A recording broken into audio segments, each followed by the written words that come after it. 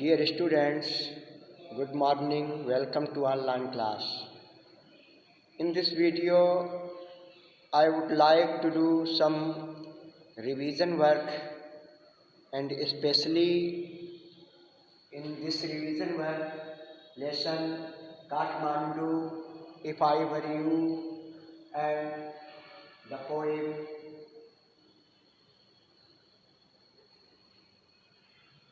Slumber Did My Spirit Soul. So first of all, I would like to revise the lesson Kathmandu. I have already told you that Kathmandu was the capital of Nepal, and the writer of this lesson, Vikram Seth,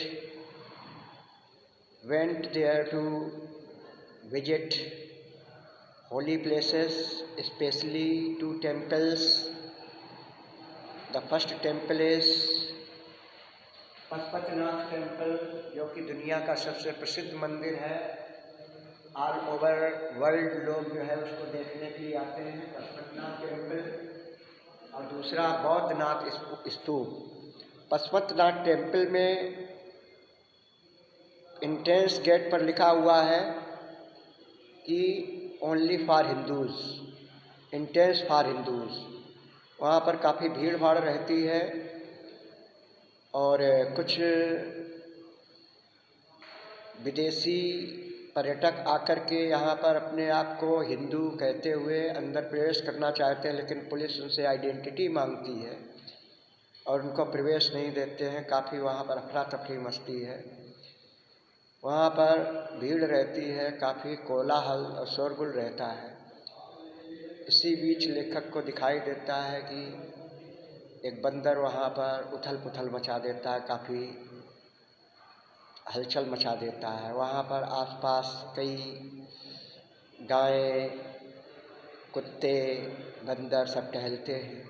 वहीं पर एक शमशान घाट है जहाँ पर dead bodies को burn किया जाता है, क्रिमेशन किया जाता है। घाट है जहाँ पर कपड़े धुले जाते हैं और नहाने का अलग घाट है। और प्राचीन परंपराओं के हिसाब से वहाँ पर लोग क्या करते हैं, नहा धो करके फिर फ्लावर्स चढ़ाते हैं मंदिर में जाकर के। गंगा जी को भी वहाँ पर जो नदी दूसरी प्रवाहित होती है उसमें। दूसरा जो वहाँ का मंदिर है बौद्ध स्तूप, जो कि बहुत ही वहाँ पर शांतपूर्ण वातावरण है। वहाँ डोम टाइप बना हुआ है, गुंबद के चारों ओर सड़क है और सड़क के चारों ओर दुकानें हैं। दुकानों में तरह तरह की सामान बिकती है, जैसे कि वहाँ पर सिल्वर मतलब चांदी के आभूषण और तमाम प्रकार के अन्य आवश्यक सामान। वो वहाँ पर तमाम नेपाली माइग्रेंट हैं, नेपाली लोग जो हैं वहाँ पर बहुत तिब्बत के जो हैं वहाँ पर नेपाल में माइग्रेंट होकर के माने वहाँ आकर के अपना आवास बना लिया, अपना जीविकोपार्जन करते हैं। बड़ा शांतपूर्ण वातावरण है बौद्ध स्तूप। तो दो ये मंदिर जो हैं बहुत ही वहाँ के काठमांडू के प्रसिद्ध मंदिर हैं। लेखक वहाँ जाता है, वहाँ से बड़ा प्रभावित होता है और वो रिटर्निंग जो करना चाहता है वो सोचता है कि नेपाल से पटना है, पटना में गंगा स्नान, इलाहाबाद से बनारस, ये सब होते हुए फिर उसके बाद यमुना की विजिट करेगा, फिर आगरा और दिल्ली, इस तरीके से आना चाहता है। लेकिन थकान अधिक होने के कारण वो वहीं पर एक नेपाल एयरलाइन के ऑफिस में जाता है और दिल्ली के लिए अपनी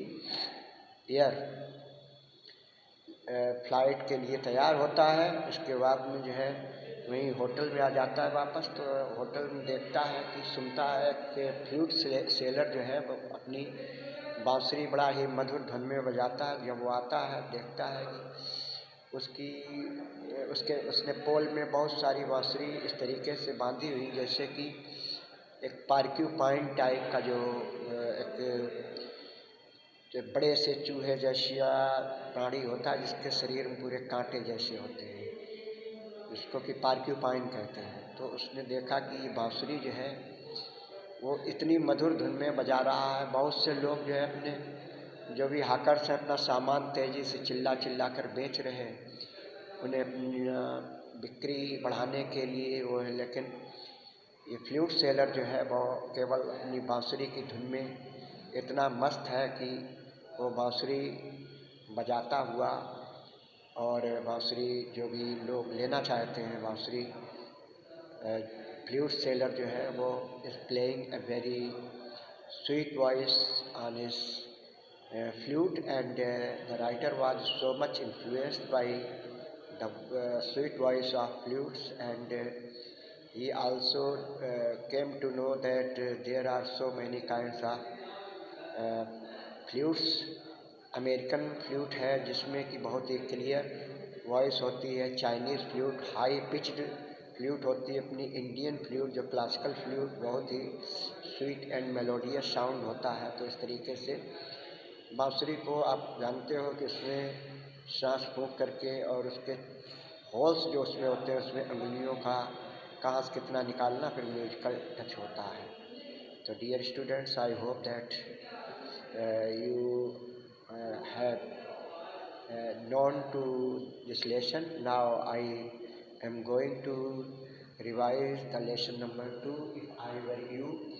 जैसा कि आपको मालूम है कि जिरार्ड जो है मेन कैरेक्टर है, जो कि नरेटर भी है, और वह जो है फ़ोन पर बातचीत करता है। फ़ोन बातचीत एक जिससे करता है वो कहता है वो बिल्कुल तैयार हो रहा है आने के लिए और एक्टिंग के लिए जाने के लिए तैयारी करता है, जाने वाला होता है कि उसी समय एक इंट्रूडर यानी घुसपैठिया आता है, उसे मेन दरवाजे पर मिल जाता है।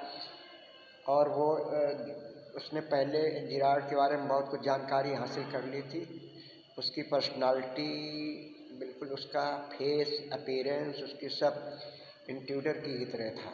इंट्रूडर जो है बहुत ही क्रिमिनल टाइप का था, और उसने उसे एक कॉप्स के मारे जाने का उस पर चार्ज लगा हुआ था। तो वो अपना बचाव करने के लिए उसने जिरार्ड बनकर के उसकी आइडेंटिटी को पाकर पहले उसने उसकी एक्टिंग को, उसकी आवाज़ को निकालना सीखा। उसके बाद में वो जिरार्ड को थ्रीट करता है, गन निकाल करके कहता है कि मैं तुमको शूट कर दूंगा और तुम्हारी आइडेंटिटी पर मैं एक जो क्रिमिनल हूँ अपना बचाव कर लूँगा और इस तरीके से मैं बच जाऊँगा। लेकिन जिरार्ड उसी समय अपने प्रेजेंस ऑफ माइंड का प्रयोग करते हुए वो कहता है कि तुम बहुत बुरे फंस जाओगे, क्योंकि मैं स्वयं एक क्रिमिनल टाइप का हूँ और मैंने भी एक व्यक्ति को मारा है और पुलिस यहाँ किसी भी टाइम आ सकती है।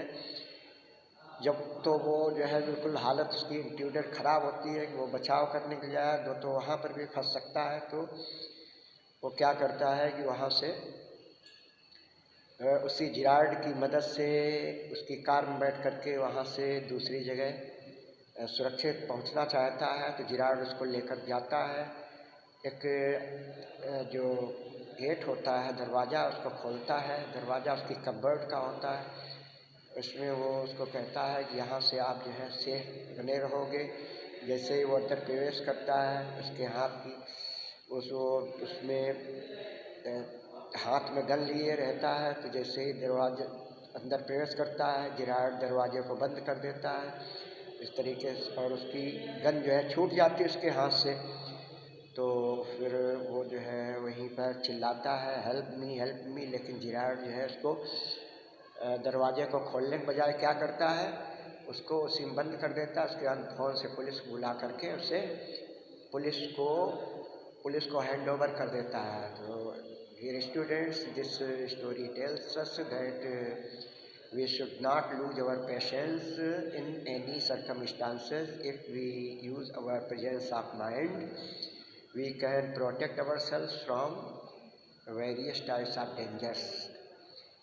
Now the next poem, जो कि one of the 5 Lucy poems by William Wordsworth. William Wordsworth was a nature-loving poet, and he was the poet of 18th century.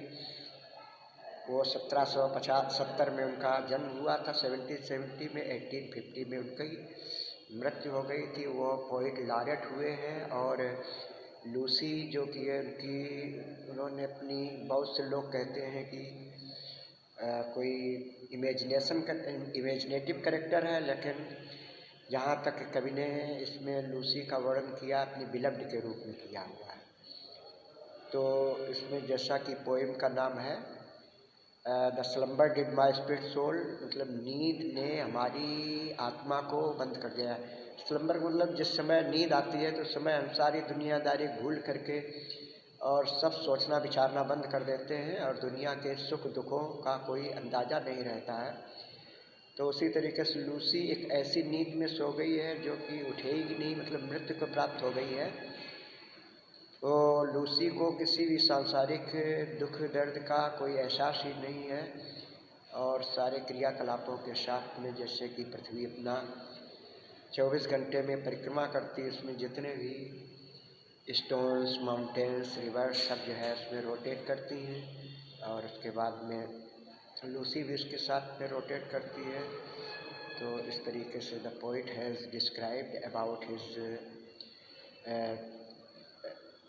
lovable and pathetic feelings at the separation of his beloved Lucy.